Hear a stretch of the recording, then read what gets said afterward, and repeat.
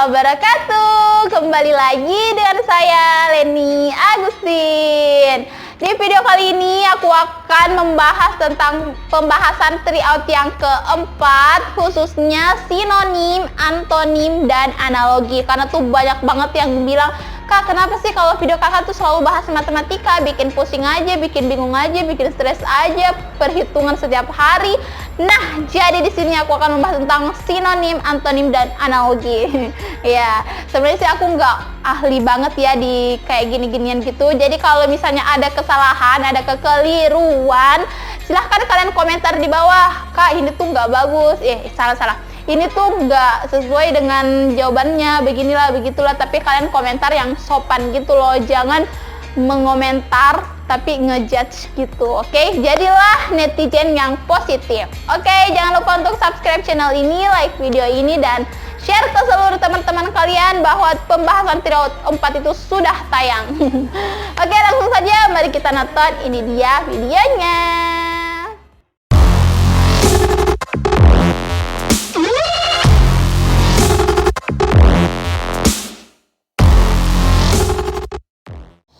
Oke guys, jadi selanjutnya di sini saya akan membahas tentang sinonim, antonim, dan analogi. Nah, jadi di soal kali ini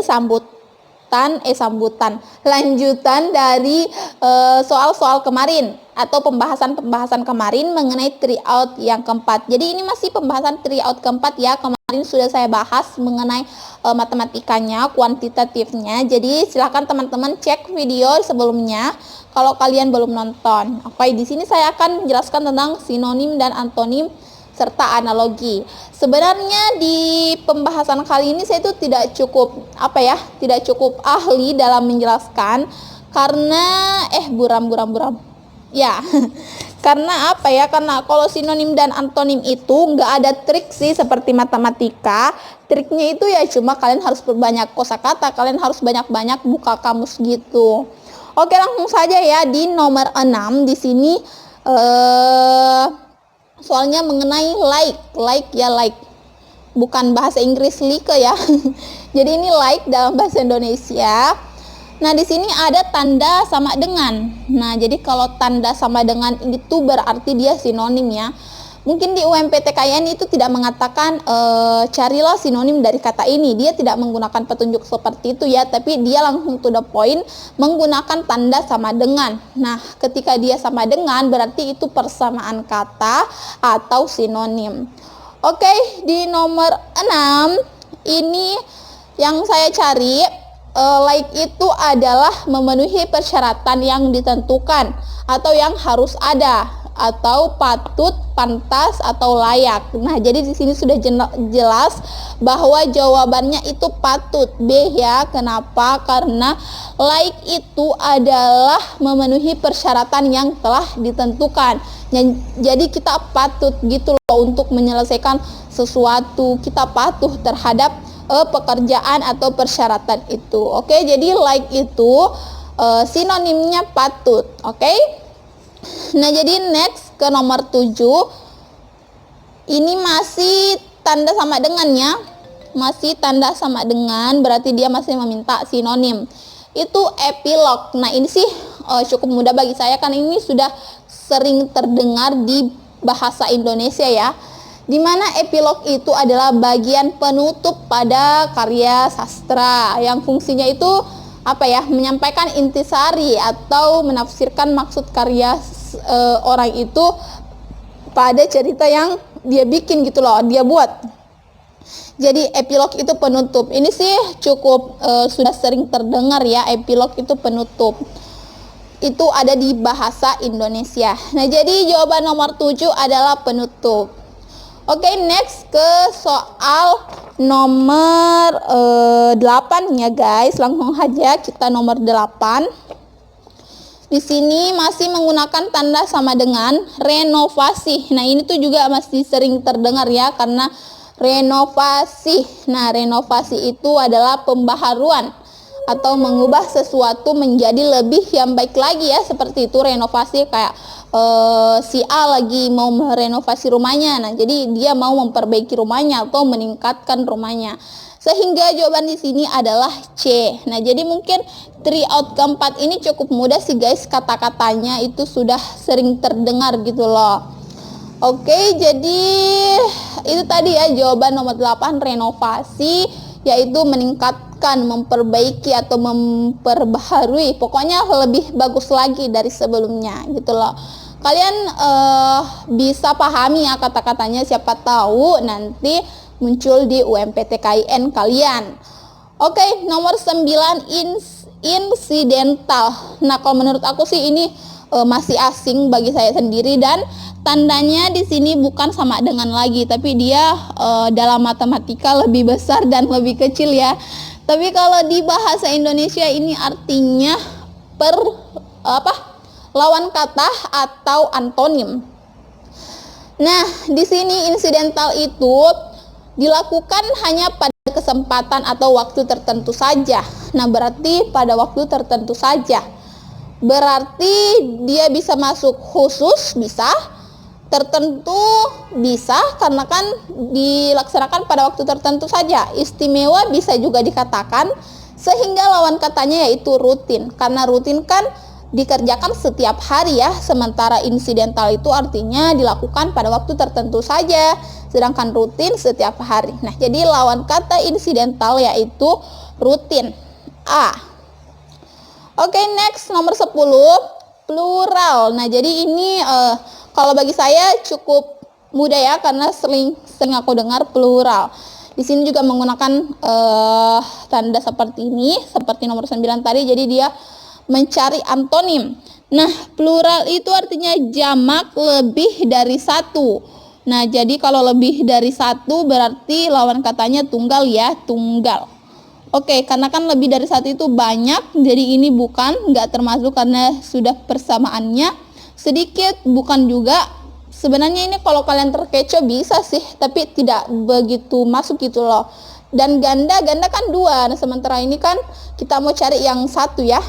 Oke, karena plural itu artinya jamak, sehingga kita jawabannya itu tunggal. Oke, next nomor 11, progresif. Progresif itu artinya ke arah kemajuan, berhaluan ke arah perbaikan dari keadaan sekarang. Nah, jadi ini juga cukup sering saya dengar bagi saya sendiri. Progresif itu ke arah kemajuannya, perbaikan. Nah, jadi sehingga lawan katanya itu stagnan. Kenapa? Karena stagnan ini berkebalikan dengan progresif, ke arah kemajuan, sedangkan stagnan tidak. Nah, jadi seperti itu lawan katanya ya. Kalau kita melihat stabil, ini tidak masuk sama sekali. Kenapa? Karena arti progresif itu ke arah kemajuan, sedangkan stabil artinya ya apa ya? Biasa-biasa saja gitu loh, stabil. Oke. Kemudian pasif, tentu sudah tidak masuk, apalagi aktif. Aktif dan pasif ini kan berpasangan ya, maksudnya satu apa gitu loh, berpasangan ini. Jadi ini nggak mungkin jawabannya. Kalau stabil kan di tengah-tengah, stabil B aja ya. Kalau stagnan ya, jadi ini sudah jelas. Walaupun kalian tidak mengetahui arti dari progresif dan stagnan, ini sudah kentara banget gitu loh.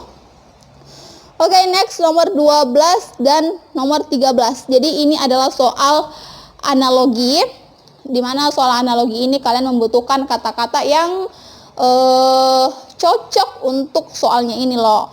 Jadi nomor 12 dulu ya, melati bunga sama dengan bawang titik-titik. Nah, jadi kita mengambil kata-kata yang sesuai dengan melati bunga ini. Nah, di sini saya mengambil melati adalah jenis bunga. Nah, cocok kan, melati adalah jenis bunga.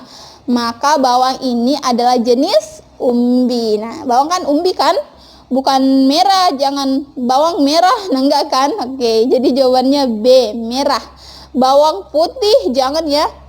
Salah, kenapa merah? Oh my god, salah ya guys.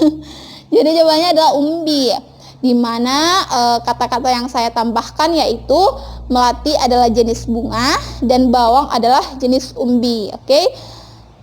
Nah, kemudian nomor 13. Nah, jadi ini adalah soal terakhir karena analogi ya. Di soal ini saya cuma membahas sinonim, antonim, dan analogi. Nomor 13, lagi-lagi kita menggunakan ide sekreatif mungkin untuk mencari kata-kata yang masuk di bagian gigi, kunyah, sama dengan jari titik-titik. Oke, di sini saya memasukkan kata apa ya? Gigi digunakan untuk mengunyah. Nah, bener nggak? Gigi digunakan untuk mengunyah. Ya iyalah, masa lidah digunakan untuk mengunyah? Nggak mungkin kan? Nah, jadi gigi digunakan untuk mengunyah.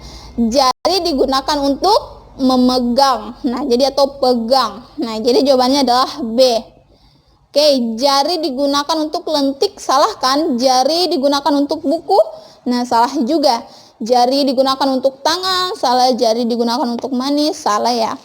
Jadi di sini di soal analogi itu kalian mencari kata-kata yang sesuai dengan soalnya gitu loh. Jadi terserah kalian, yang penting masuk dengan kata itu. Jadi teman-teman harus banyak-banyak soal mengerjakan analogi maupun juga antonim lebih-lebih dan sinonim juga. Karena itu optionnya itu banyak banget yang mengecoh ya, banyak banget sumpah. Kalau kalian tidak teliti, tidak serius mengerjakannya, kalian akan terkecoh. Jadi saya sarankan di trik antonim, sinonim, dan analogi ini kalian banyak-banyak mengerjakan soal. Kalau antonim dan sinonim itu kalian buka kamus. Kalau kamusnya kebanyakan, jadi teman-teman tinggal cari-cari soal sajalah seperti sinonim, antonim, dan analogi. Oke? Segitu dulu video kali ini pembahasan tentang antonim, sinonim, dan analogi. Selanjutnya saya akan membahas tentang keagamaan, yaitu fikih, akidah, akhlak, sejarah, kebudayaan Islam, dan apa lagi yang satu lupa guys. Pokoknya tentang keagamaan gitu loh. Karena video mengenai kuantitatif dan matematika dasar sudah saya bahas tentang tryout keempat. Silahkan kalian cek video sebelumnya. Oke, dan jangan lupa ikuti giveaway aku karena tuh masih lama banget, tanggal 10 Agustus bertepatan dengan ulang tahun aku. Oke, sekian, wassalamualaikum warahmatullahi wabarakatuh.